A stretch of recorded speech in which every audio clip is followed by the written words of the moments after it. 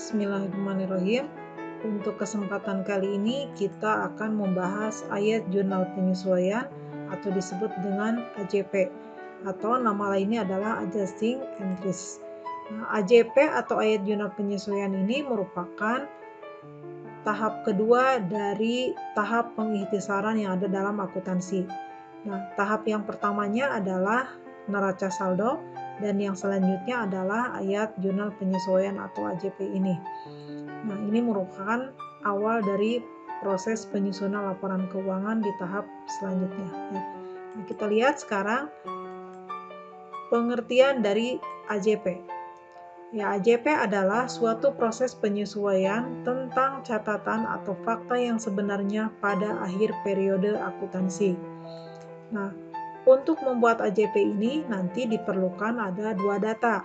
Yang pertama adalah data dari neraca saldo dan yang kedua adalah data atau informasi dari penyesuaian akhir periode. Nah, ini dua data yang penting yang harus ada.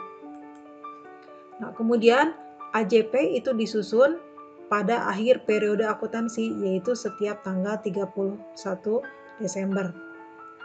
Nah, selanjutnya ya, apa sih fungsi dari AJP ya? Nah, fungsi dari AJP yang pertama adalah menetapkan saldo catatan akun buku besar pada akhir periode sehingga setiap perkiraan saldo real atau khususnya perkiraan harta dan kewajiban menunjukkan keadaan yang sebenarnya. Nah, kenapa menunjukkan keadaan yang sebenarnya? Ya, karena ternyata di dalam neraca saldo ini ada beberapa akun yang masih belum menunjukkan keadaan yang sebenarnya, maka diperlukan adanya AJP ini. Nah, kemudian yang selanjutnya adalah untuk menghitung setiap perkiraan nominal atau perkiraan pendapatan dengan beban, juga di sini harus supaya menunjukkan keadaan yang sebenarnya, gitu ya. Nah, yang selanjutnya adalah akun apa saja sih yang harus dibuat penyesuaian ya, karena nanti tidak semua akun, hanya ada beberapa akun saja. Nah, akun yang pertama adalah akun perlengkapan ya. Kenapa akun perlengkapan harus dilakukan penyesuaian? Nah, biasanya ya perlengkapan ini dibelinya sekaligus ya. Dibelinya sekaligus dan setiap pemakaiannya ini biasanya pemakaiannya sering. Nah, karena sering dipakainya itulah, maka kemudian perhitungannya itu akan lebih mudah kalau dilakukan perhitungannya itu setiap akhir tahun ya, tidak harian. Nah, kalau dibikin harian itu biasanya terlalu rumit dan merepotkan ya. Nah, maka untuk AJP dari akun perlengkapan ini rumusnya ya, rumus penyesuaiannya biasanya di sebelah debitnya adalah beban perlengkapan dan di sebelah kreditnya adalah perlengkapan. Beban perlengkapannya bertambah dan perlengkapannya berkurang. Nah, akun yang selanjutnya adalah harta tetap atau aktiva tetap. Nah, kalian masih ingat aktiva tetap itu atau harta tetap itu apa saja ya? Nah, aktiva tetap mempunyai ciri khas akan mengalami penyusutan ya. Contohnya adalah gedung, mesin, kendaraan, peralatan ya, kecuali tanah yang tidak mengalami penyusutan.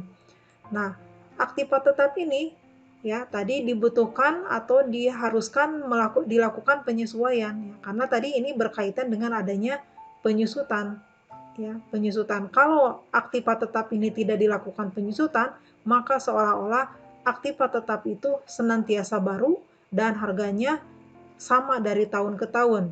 Padahal realitanya nanti aktiva tetap ini mengalami penurunan nilai disebabkan karena adanya pemakaian atau bisa juga disebabkan karena munculnya teknologi yang baru. Nah, rumus untuk membuat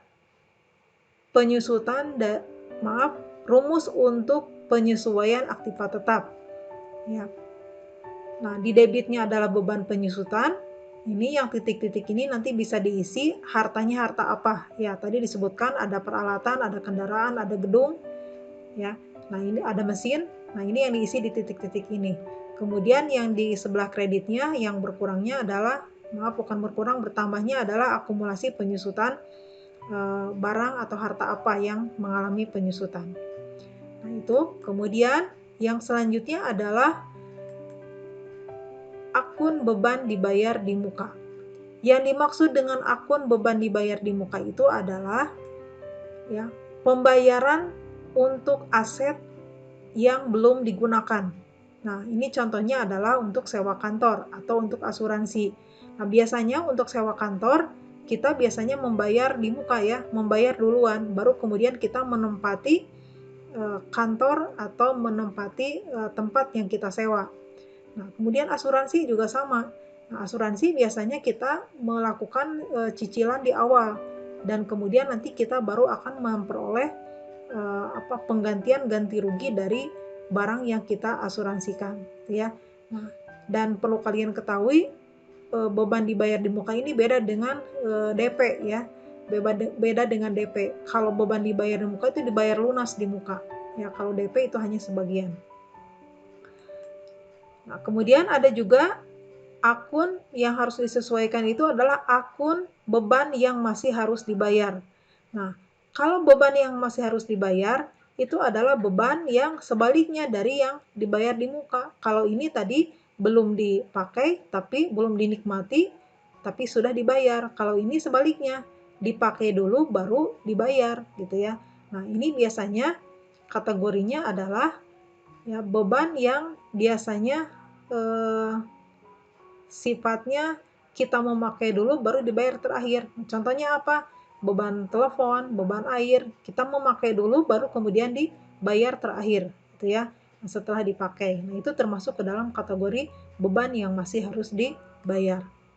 Nah, yang selanjutnya ya, rumus dari beban dibayar di muka itu di sini ya, ada dua pendekatan. Yang pertama adalah pendekatan harta atau pendekatan neraca. Nah, untuk pendekatan neraca nanti rumusnya adalah beban, ini titik-titiknya itu diisi nanti. Nah, ini contoh beban dibayar muka itu tadi ada dua, ada sewa, ada asuransi. Kalau yang ternyata di soalnya itu nanti beban dibayar di mukanya untuk sewa ya, sewa dibayar di muka, maka titik-titik ini diisi dengan sewa.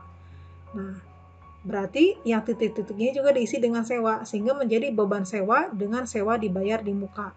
Kalau ternyata yang di soalnya itu nanti yang disesuaikannya adalah beban asuransi, berarti titik-titik ini diisi dengan asuransi, menjadi beban asuransi dengan asuransi dibayar di muka.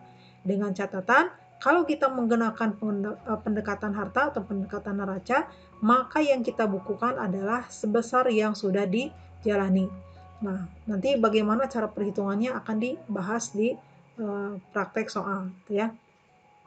Yang selanjutnya adalah pendekatan beban atau pendekatan laba rugi. Ini kita lihat di sini ya. Ini yang merupakan kebalikannya ya. Nah, ini di sebelah kredit. Nah, kalau di pendekatan beban menjadi di sebelah debit ya. Ini titik-titiknya sama tadi. Kalau sewa berarti sewa, di sini diisi titik-titiknya sewa.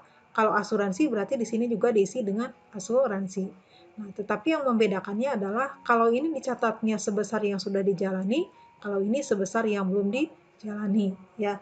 Nah, kemudian untuk beban yang masih harus dibayar, rumus yang digunakannya adalah beban. Nah, tadi contohnya ada beban telepon, ada beban air gitu ya. Nah, maka kalau yang dibayarnya adalah beban telepon, berarti bebannya beban telepon di sininya. Kemudian di sebelah kreditnya utang beban telepon. Kalau misalnya ternyata yang masih harus dibayarnya adalah beban gaji, maka ditulis beban gaji atau beban upah. Dan di sebelah kreditnya utang beban upah atau utang beban gaji. Seperti itu ya. Nah, selanjutnya adalah akun yang harus disesuaikan itu adalah pendapatan diterima di muka. Ya. Nah, pendapatan diterima di muka itu biasanya penerimaan yang sifatnya di awal. Ya, di awal kita sudah menerima pendapatan, tetapi kita belum memberikan jasa apa-apa. Nah, ini contohnya adalah ketika di dalam sebuah proyek, sebuah perusahaan, nah itu biasanya di awal dibayar di awal. Nah, dibayar di awal, tapi kita belum memberikan jasa apa-apa. Kalau pendapatan yang masih harus diterima, sebaliknya kita melakukan servis dulu atau memberikan jasa dulu, tetapi kemudian kita belum dibayar, gitu ya. Nah, itu pendapatan yang masih harus diterima. Nah, ini YMH itu yang masih harus diterima. Kita lihat ya, rumusnya seperti apa. Untuk pendapatan diterima di muka, ini ada dua pendekatan, ada pendekatan utang atau pendekatan neraca. Nah, ini yang di titik-titiknya ini nanti tergantung dari pendapatannya pendapatan apa, gitu ya. Nah, kalau misalnya pendapatannya pendapatan sewa, berarti di sini tulis sewa diterima di muka. Kemudian yang di sebelah kreditnya pendapatan sewa. Dengan catatan, dengan pendekatan utang ini yang dicatat itu adalah sebesar yang sudah menjadi pendapatan. Nah, kemudian untuk yang kedua dengan pendekatan pendapatan atau laba rugi. Nah, ini tinggal dibalik ya posisinya. Ini nanti besarannya juga kalau besarannya beda tetapi ininya yang dibalik ya. Yang tadinya di kredit pindah ke debit.